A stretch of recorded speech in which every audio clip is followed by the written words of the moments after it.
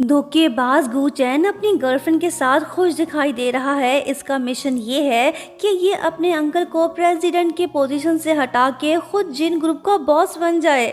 जिस दिन इसने कुनशेट जेट को ऑफिशियली अनाउंस किया तो उसी दिन जियांची अपने बेस्ट फ्रेंड के ज़रिए उसके फॉर्मूले को ऑनलाइन शेयर करवा देती है। इसका खेल तो ख़त्म हो गया। जब गू चैन को इस बारे में पता चला तो वो गुस्से से पागल हो गया। फिर क्या, ये सीधा जियांची के घर में घुस गया और उसके परफ्यूम बनाने के सारे सामान को तोड़ने लगा।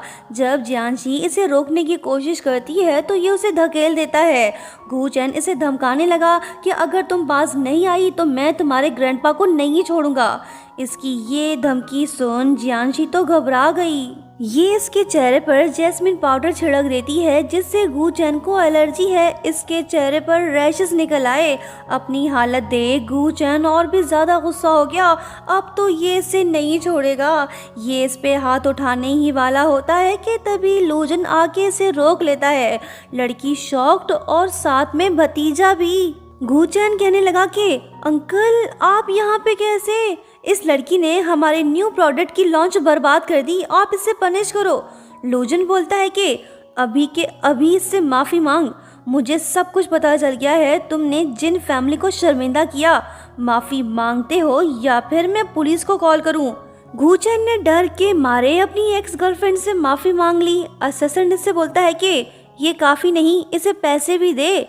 गू चैन ने इसे अपना डेबिट कार्ड दे दिया। ये वहाँ से भाग निकला। जियांची डरी हुई है। लूजन इसे अपने पास बुलाता है। फिलहाल इसे इस लड़की की ज़रूरत है क्योंकि इसे सीक्रेट फार्मूला जो चाहिए। जियांची इसे थैंक्स बोलती है। इसी दौरान जब परफ्यूम कैबिनेट जियांची के ऊपर गिरने लगा तो ये देख लूजन थोड़ा घबरा गया। ये शायद उठने की कोशिश कर रहा है लेकिन जियांची ने सब कुछ संभाल लिया। अब ये साला सच में व्हीली बॉस है या फिर लंगड़ा होने का नाटक कर रहा है, ये बात फिलहाल कंफर्म नहीं हो पा रही। लड़की के पेट में गुड़गुड़ होने लगी। लड़का भी समझ गया, ये इसे रेस्टोरेंट ले गया। जियांची डर के मारे ठीक से खा तक नहीं पा रही। इसे अपने ग्रैंडपा की फिक्र हो रही है। लूजन इसकी कमजोरी का फायदा उठाना चाहता है सो ये इससे पूछने लगा कि क्या तुम कुनशेट जेट से बेहतर परफ्यूम बना सकती हो? जियांची ने फौरन से हाँ बोल दिया। फॉर्मूला तो इसके पास ऑलरेडी है जो इसे ग्रैंडपा ने दिया था। लूजन ने अपने असिस्टेंट को बुला लिया। कॉन्ट्रैक्ट साइन करने का समय आ गया। कंडीशन ये है कि अगर 1 मंथ में जियांची ने नया परफ्यूम बना लिया तो ये जिन ग्रुप की पार्टनर बन जाएगी। अगर नहीं बना पाई तो लूजन इसे धक्के मार के ऑफिस से निकाल देगा।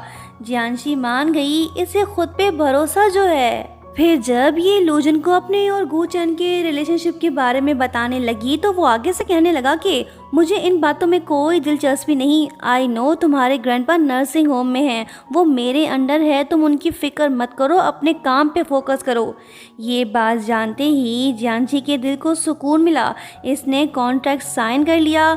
दोनों की अपनी अपनी मजबूरी, साथ काम करना ज़रूरी। वहीं दूसरी तरफ नामुराद आशिक गू चैन अपनी माशूका के साथ मिलके लूजन के अगेंस्ट प्लान बना रहा है। ये 8 मेथड्स ऑफ फ्रेगनेंस फार्मूले को हासिल करना चाहता है ताकि लूजन को कंपनी से आउट कर सके। नेक्स्ट मॉर्निंग जब जियांची ऑफिस पहुंची तो लिंची इसका रास्ता रोक लेती है। ये इसे भड़काने लगी लेकिन जियांची तो अब इससे नहीं डरने वाली। ये इसकी आंखों में आंखें डालकर इससे बात कर रही है।